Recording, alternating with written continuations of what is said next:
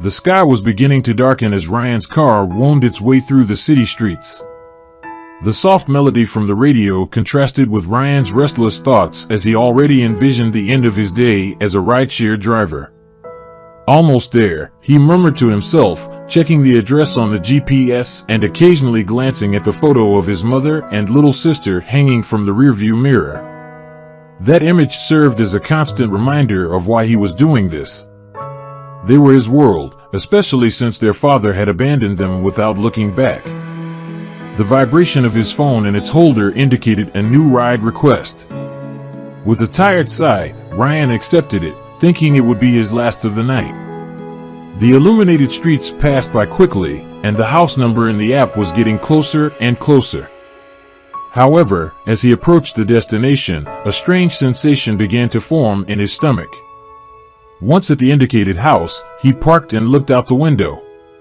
What he saw made his heart stop. A terrifying and unexpected scene was unfolding before him.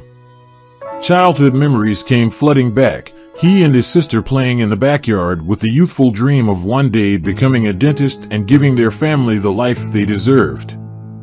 A life without financial worries, without the shadow of their father's abandonment, and without the weight of the responsibility of being the family's pillar. At just 24 years old, Ryan's life took an unexpected turn after a fateful day a few years ago. The sunlight gleaming against the hospital windowpane was still vivid in his mind when the doctors delivered the diagnosis, epilepsy. The accident not only robbed his mother of some mobility, but also brought with it a condition that would test him day after day. With a distant look, he recalled the doctor's words. The condition is manageable, but the medications are expensive. Ryan nodded, holding his mother's hand firmly. I'll take care of you, Mom, he promised, looking deep into her tired eyes. Since then, he had taken on the mantle of responsibility. The house, once filled with laughter and play, had become a silent sanctuary. With each epileptic episode, Ryan was there, holding his mother, reassuring her that everything would be okay. Breathe, Mom. I'm here, he whispered, often with the calm he often didn't feel. To cover the growing expenses, Ryan took on a series of jobs, from newspaper delivery to waiting tables. Each day was a new battle. His calloused hands told tales of resilience, of someone determined to provide the best for his family. On quieter nights, he sat at the kitchen table, calculator and bills scattered, trying to make the numbers add up. Every penny was precious, and deep in his mind, the dream of becoming a dentist still lingered, even though it seemed distant. It was the flame that kept him warm on the coldest nights. One day, I'll get into that dental school, he told himself, looking at a Unity brochure hanging on the wall. And with unwavering determination, he continued the fight, even when it felt like the whole world was against him. Since he started driving for the rideshare app, Ryan felt a palpable relief in his daily life. The car's dashboard lights illuminated his face as he navigated the city, knowing that at the end of the day, there would be more money to provide for his family's needs. In each passenger, he saw an opportunity, not just financially, but for human connection. On the living room couch, his mother, watching him as she prepared her medication, commented, "You seem more relaxed, my son. Is this Uber thing really helping?" Ryan smiled, gently stroking her face. "It is, Mom. We have food on the table and your medicine in the cabinet. And I'll still give you an even better life, I promise." That night, with fatigue weighing on his shoulders and his eyes nearly closing, his phone vibrating in his hand brought a new ride request. He was already ending his shift and had decided it would be his last of the day. The screen displayed an address in one of the city's upscale neighborhoods. He hesitated for a moment, thinking about declining and heading home. But driven by the promise he made to his mother, he accepted it. The wide, tree-lined streets of the neighborhood were a contrast to the more modest areas he often frequented. Opulent mansions stood behind imposing gates, and the lamplight created a golden glow on the asphalt. The destination house was a modern construction with large windows that allowed a glimpse of elegant interior decor. In the garden, a discreet sign displayed the name Kate. Curious, Ryan remembered a colleague's comment about a 23-year-old woman who had recently moved into the neighborhood. The subject of rumors and gossip due to her age and the mysteries surrounding her sudden wealth. As he waited, he adjusted the rearview mirror, trying to shake off the fatigue and prepare for another ride.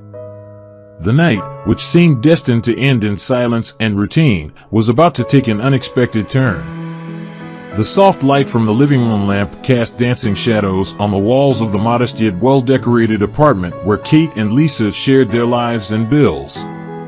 Kate's routine was demanding, filled with hospital shifts, scattered study books, and dark circles that told tales of sleepless nights. On a typical evening after an exhausting shift, Kate slumped onto the couch with a sigh.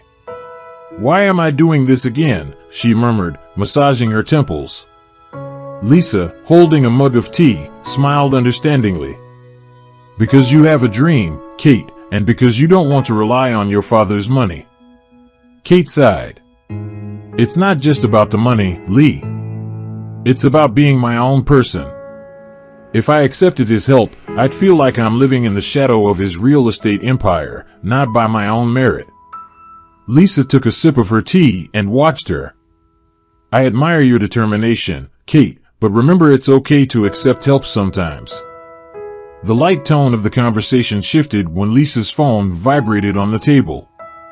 The name David glowed on the screen, and an expression of apprehension crossed her face. Kate knew that expression well, and she didn't like it. "Is it him again?" Kate asked, concern evident in her voice. Lisa sighed, avoiding eye contact. "He's just going through a tough time, Kate." Kate frowned. "Lisa, it's not normal the way he yells at you, controls you. That's not love." Lisa defended herself. "He loves me, Kate. He's just a little possessive, that's all." "You don't understand, Kate," Lisa, arms crossed and back stiff, retorted. "He's my boyfriend. You don't have the right to tell me how to conduct my relationship. You're always judging, always interfering." Kate's voice was trembling but resolute. "I do it because I care about you, Lee. But it seems like every time I try to help, you push me away further. Maybe I really don't have a place here." Lisa swallowed hard, looking around at the apartment they had decorated together. In a fit of anger and frustration, she whispered, "Maybe it's better if you go, then." Without waiting for a response, Kate grabbed a suitcase and began packing her things. The decision had been made, and although her heart ached, she knew she couldn't stay there, watching her friend lose herself more and more. With her life quickly packed up and a renewed determination, Kate found a house to rent in an upscale neighborhood of the city. It was a sudden change, but she was willing to start over. Within a few days, as she settled into her new residence, a familiar car pulled up in front of Kate's new home. It was Ryan, the Uber driver who unknowingly was about to get involved in a much more complex plot than any ride he had ever taken. On that day, the clock read 7:30 p.m. when Kate finally hung her white coat behind the closet door at the hospital. Her feet ached from hours of standing, and her eyes were heavy, evidence of another extended shift. "Wow, Kate, you look like a zombie," joked Melanie, one of the nurses with whom Kate had built a strong friendship. Kate let out a tired laugh, rubbing her eyes. "Sometimes I feel like one. But you know what? I need to have some fun tonight. I need to forget about this sterile environment and this uniform for a few hours." Melanie smiled, adjusting her hair into a high bun. "Well, some of us are heading to the lounge later. Why don't you join us?" The invitation was tempting. Kate pondered for a moment before smiling and replying, "Why not? I'll run home, take a quick shower, and change clothes. See you there." After arriving home and stepping into the shower, the warmth of the water helped Kate relax, and the prospect of a fun night lifted her spirits. She put on a light blue dress that suited her well and applied light makeup, finishing it off with soft pink lipstick. The mirror reflected a young and vibrant woman, a complete contrast to the exhausted nurse from just an hour ago. Satisfied with her transformation, Kate grabbed her phone and opened the Uber app, requesting a ride to the lounge. While waiting, she sent a message to Melanie. "I'm on my way. Reserve a drink for me." Ryan's car came to a gentle stop in front of Kate's house. The vehicle's headlights illuminated the facade of the residence, revealing closed curtains in the windows and no visible light from inside. He furrowed his brow, puzzled. Usually, when he arrived to pick up Kate, a soft light emanated from some window, indicating her presence. He checked the app, wanting to confirm that he was at the correct address. 555 Elm Street, he murmured to himself. As he waited, a strange feeling enveloped him, making him check the rearview mirrors, almost expecting to see something or someone approaching. It was then that he heard a noise coming from an adjacent vacant lot. It sounded like the movement of something or someone sneaking around. Ryan lowered the radio volume, trying to identify what it was. "Hey, is someone there?" he called out, hesitating. The noise paused for a moment, only to be followed by muffled murmurs. Turning off the engine and locking the car behind him, Ryan cautiously walked toward the vacant lot, curiosity overcoming his prudence. "If this is some kind of prank, I'm not finding it funny," he warned, hoping it was just an animal or the wind rustling something. However, as he got closer, it became clear that the sound was not something trivial, and Ryan's intuition told him that something was not right. Approaching the vacant lot further, Ryan noticed a pile of discarded items on the ground. There was a wide, rough rope with tight knots in several places, as if it had been used to tie something or someone. Beside it, a white cloth stained with what appeared to be chloroform, and even more concerning, a broken bottle with clear liquid spilled, emitting a strong and intoxicating odor. His heart began to race as a wave of terror washed over him. He grabbed his phone, trembling. "I need to call the police," he muttered, dialing the emergency number. "Hello, I'm on Elm Street, number 555. I think there might have been a kidnapping here. There are ropes, a cloth that smells like chloroform, and please come quickly." He spoke rapidly, panic evident in his voice. When he turned to go back to the car, he saw Kate at the door, dressed to go out with a shocked expression on her face. "Are you Ryan, the driver?" "What's going on?" she asked, looking around anxiously. Ryan rushed to her, grabbing her by the arm. "Kate, are you okay?" "I thought." He stopped, swallowing hard. "I thought something had happened to you." She shook her head, confused. "I was inside getting ready. I had even turned off the lights already, but I went back to my room to get my credit card that I forgot." "What happened that you were in this lot?" Ryan quickly explained the situation to her, and they both decided that the safest course of action would be to go straight to the police station to report what he had found. As they drove, Kate called her friends, informing them that she couldn't meet up with them that night due to a concerning incident at the police station. A series of security images from the area near Kate's house were presented to her. As she looked at each one, a specific image sent shivers down her spine. She pointed to one of the photos, her fingers trembling slightly. "It's him," she said with a trembling voice. "That's David." Ryan looked at the photo with concern, seeing the stern face and cold eyes of the man depicted. "Do you know him?" he asked. Kate took a deep breath, trying to keep her composure. "Yes, he was my friend Lisa's boyfriend. He was always aggressive, especially when he drank. Lisa told me about several fights they had, but she always thought he would change. He hates me because he thinks his fights with Lisa are my fault for putting ideas in her head." Ryan ran his hand through his face, relieved. "I'm so glad you're okay. When I saw those items, I feared the worst." Kate gave a weak smile in response. "Thank you, Ryan. If it weren't for you, who knows what could have happened. But now we have to help Lisa. She needs to know what he's capable of." Earlier that day, Lisa had decided to put an end to her relationship with David. The breakup between Lisa and David was a storm of intense emotions. The small apartment room, which once felt welcoming, was now filled with tension. Lisa stared at David with determination while he, with angry, rage-filled eyes, spat out cutting words like sharp blades. "I've had enough, David. I can't live like this anymore," Lisa exclaimed, her voice trembling with frustration and fear. David, with a furious look, took a step toward her. "You think you can just break up with me after everything I've done for you, and all because of Kate, right? She poisoned you against me." Lisa recoiled, shaken but resolute. "No, David, this is about us, about how you behave, how you treat me. It has nothing to do with Kate."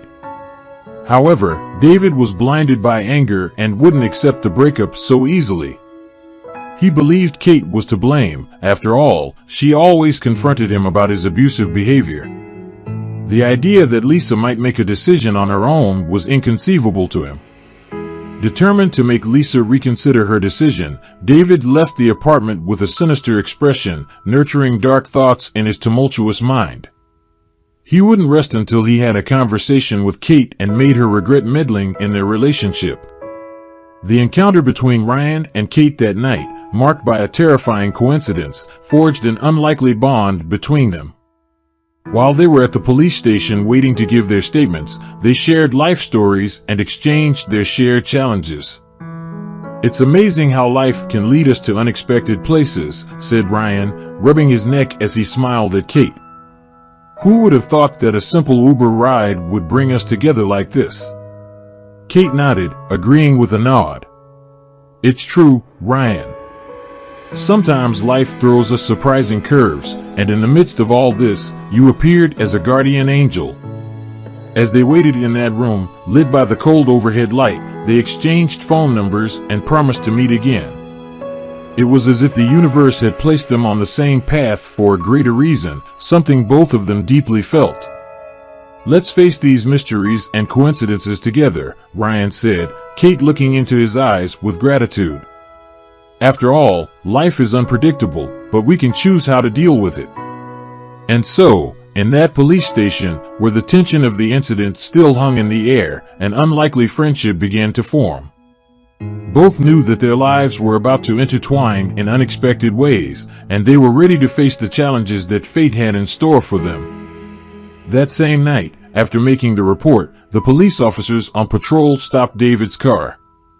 An alert had already been issued for the man, and when he tried to flee, he was pursued and had to stop. In the car, they found illegal weapons and other items. David didn't confess to the crime, but he was arrested for the illegal possession of those weapons. He was also charged after Lisa finally mustered the courage to report him for assault. Kate and Ryan, now united by an inexplicable bond that destiny had woven for them, decided that their meetings were more than mere coincidences. However, amidst the tension and danger they had shared, a spark of romance had ignited between them, something they both tried to understand and accept. After learning about Ryan's family's financial situation, Kate, as a healthcare professional, proved to be an invaluable help. She offered advice on her mother's treatment, helping him find affordable options and doctors willing to assist. Her dedication to her family's well-being only strengthened the respect Ryan felt for her.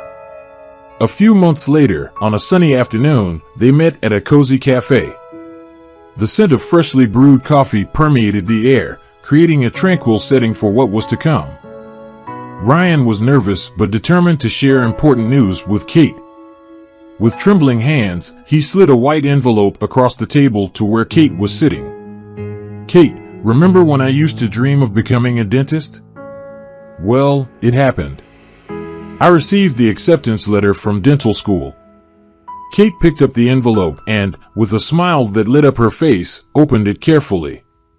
Her eyes scanned the printed words, and when she finally understood the meaning of those words, tears of joy welled up in her eyes. "Ryan, this is amazing," she exclaimed, touching his hand tenderly. "I always knew you could do it." Your determination and the way you take care of your family are inspiring. Both look to the future with hope and anticipation. Life had thrown unexpected challenges their way, but it had also gifted them each other. They recognized that, despite the adversities, life had brought them together for a reason, and their story was just beginning, full of promises and possibilities. Thank you for joining us today on Deep Stories. Be sure to like and subscribe and hit that notification bell so you don't miss out on our next video.